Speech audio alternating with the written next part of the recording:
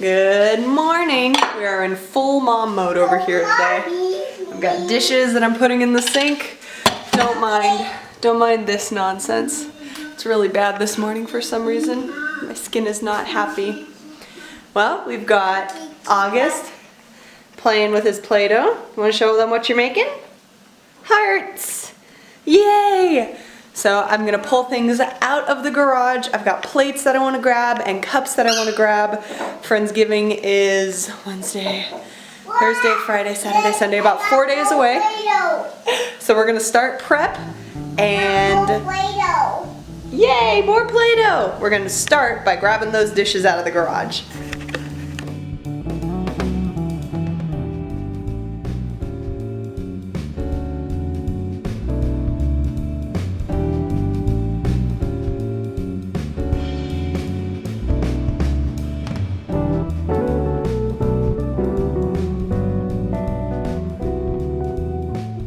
Now what's funny is these are actually mine and Jared's wedding dishes. I inherited a hand-me-down set of really beautiful Pottery Barn dishes, so these dishes went in the box and we keep them in there for special occasions such as Friendsgiving. And then down here is where I keep all of my extra glasses and the turkey carver and all of that, so I'm gonna bring that inside. Whew, I'm out of breath. I'm gonna bring that inside and look through it.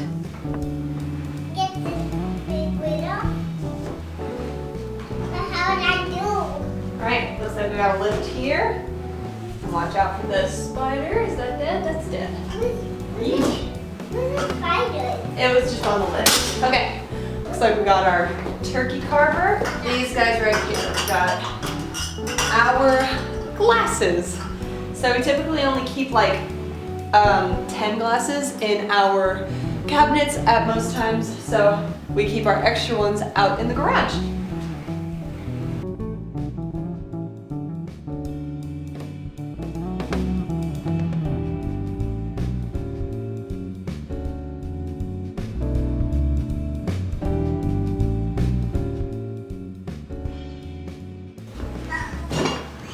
Let's see what's in here.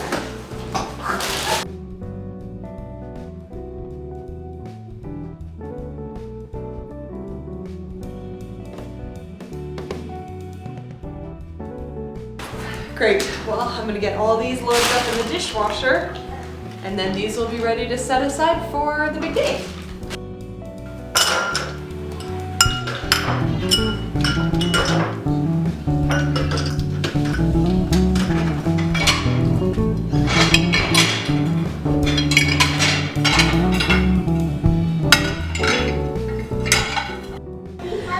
Okay, dishes are in the dishwasher running through.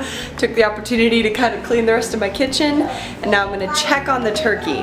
So here's a pro tip. So for every 5 pounds of frozen turkey you have, leave 24 hours in the fridge to thaw.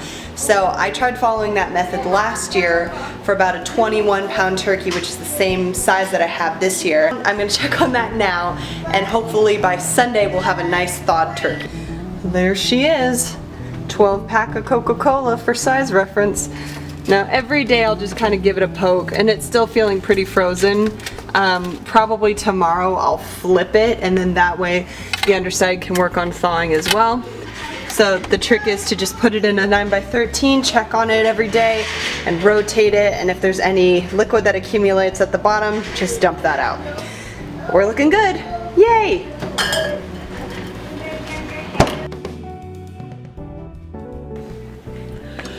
Good morning.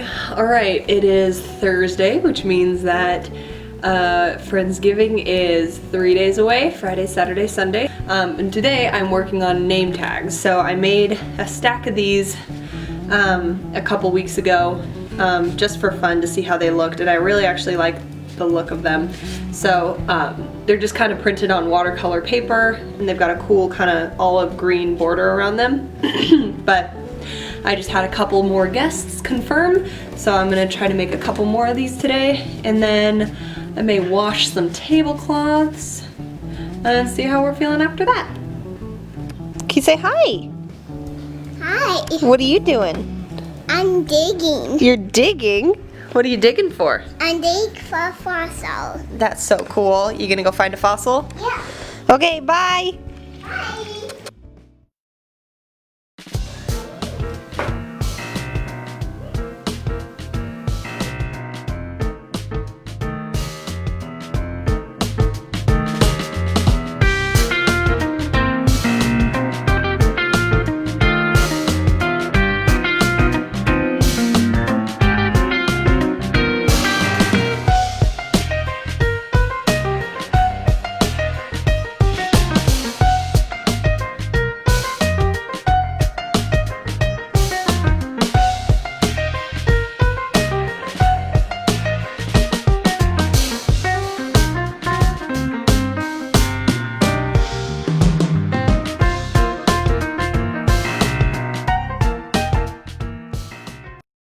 Alright, so I'm thinking about it, and as I'm in the middle of arranging the seating, I thought that I would give you my thought process behind how I arranged the seating for a dinner party.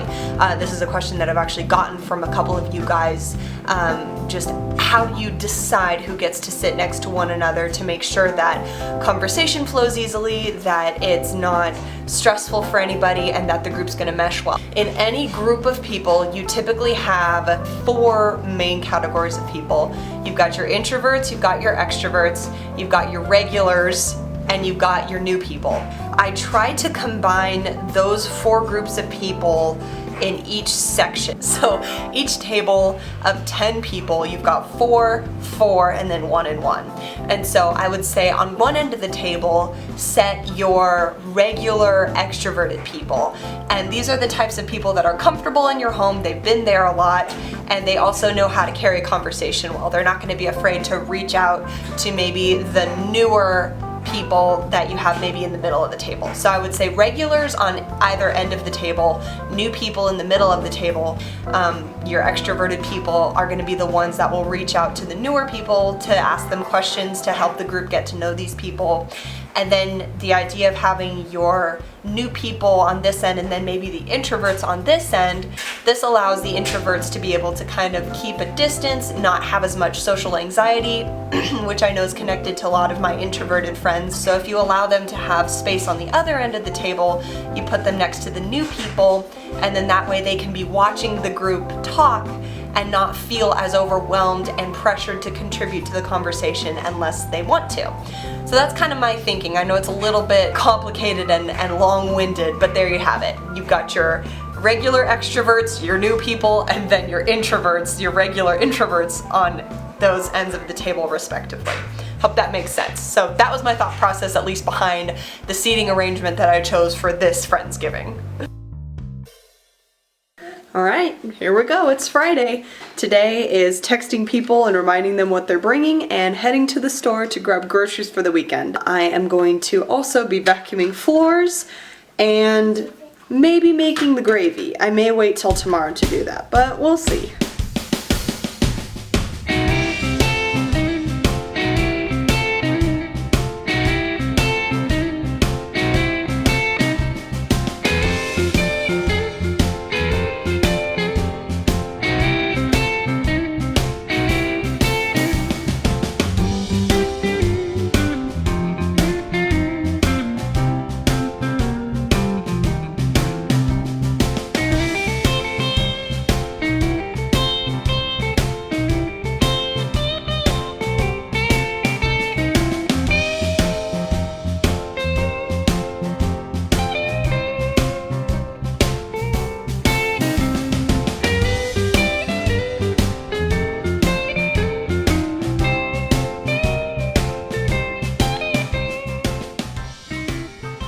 Alright, there we go. This is today's haul. Lots of stuff for making Thanksgiving magic happen. Isn't that right, Ivy? Huh. Yep. I also got these. I had dinner at my sister's house the other night, and she had this kind of pasta there, and it was awesome. So I picked up one for myself and one for my dad, because we both really liked it.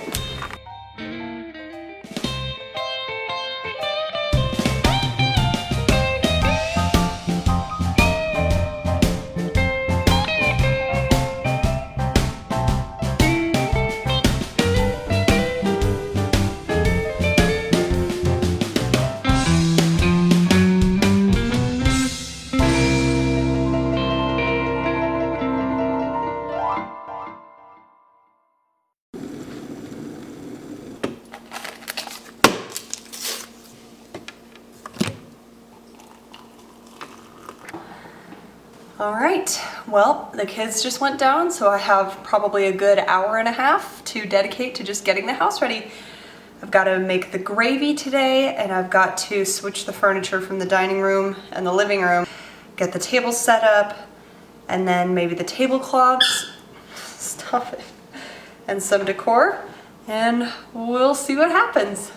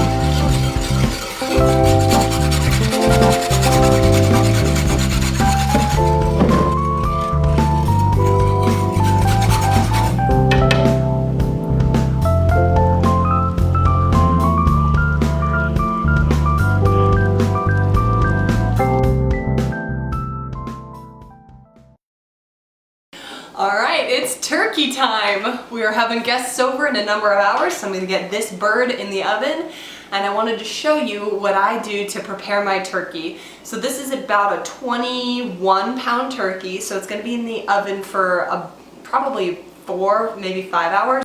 Basically, you're gonna put it in the oven at 450, and then you're gonna keep checking the temperature until it reaches 160, 163 degrees. Pull it out of the oven and then let it come to temperature. So the way that I prepare my turkey for going in the oven is I have butter right here, and the butter I'm going to soften and I'm going to mix with spices. So today I have Penzeys Fox Point seasoning, which is salt, shallots, chives, garlic, onion, and green peppercorns, regular salt, and some parsley, and then some freshly cracked pepper. And I will show you what I do with this butter in just a moment. All right, butter's been softened, so I'm gonna add my seasonings real quick.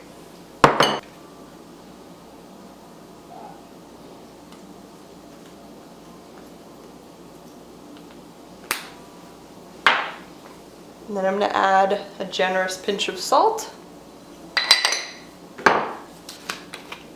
some parsley, and some freshly cracked pepper.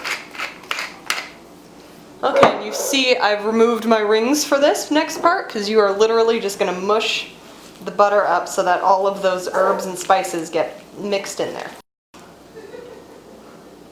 Alright, our butter is officially mixed. And you ready, party peoples? So you're going to lift the skin on the turkey and get it separated. And so you're going to run your hand with your butter as far back as it'll go. Gives the skin a really, really wonderful browned crispiness to it. Don't be afraid to add a nice, generous, thick layer to that. And then to stuff the turkey, I have peeled and quartered a whole lemon and a whole onion, and we're just gonna get those things tossed in there so that the fumes from that enter into the meat as well. And then the last thing that I do to prepare my turkey is I get a cheesecloth and I soak that in butter, and then I'm just going to lay that over the turkey. And all of this is for the purpose of trapping moisture in the turkey so that you have a not dry bird.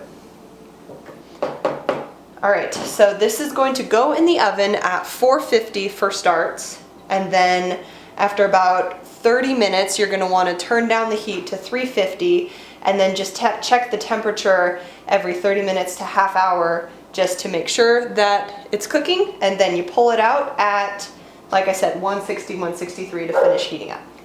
All right, we're good to go.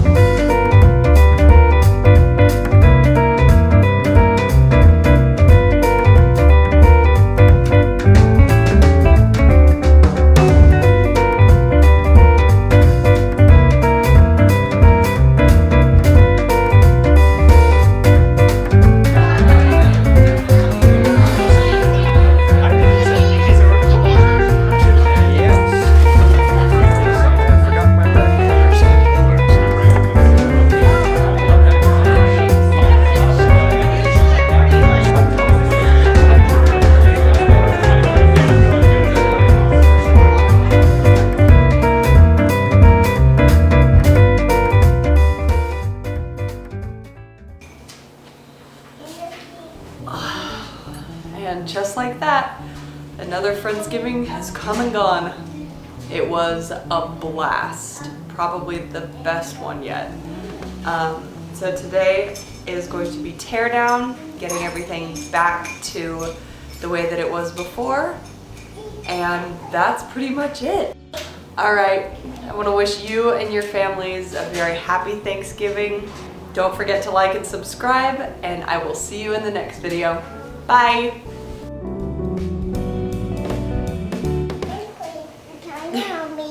Yes. Hey, gone. The one is going shopping, my one.